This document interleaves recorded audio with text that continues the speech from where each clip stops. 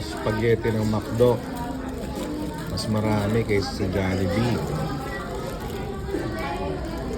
Yung chicken, parang mas malaki o parehas lang, pero mamaya, review natin, tikman natin kung mas masarap. Tikman natin. Ito pala. Tikman ko. Ito na ko. Bong.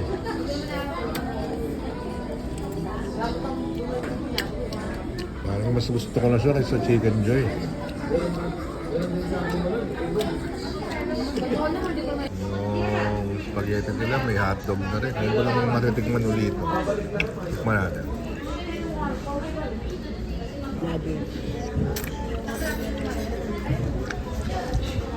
Mas cheesy siya.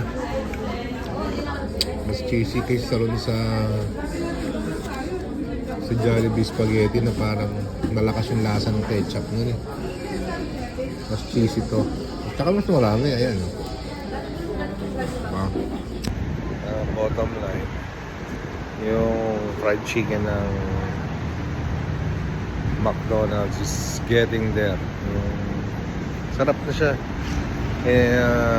Malapit na siya rin sa Jollibee, pero ang Jollibee may chicken joy, may distinction lasa na alam mo chicken joy siya. Ang McDonald's juicy rin sa inside, pero parang mas madaling gayahin.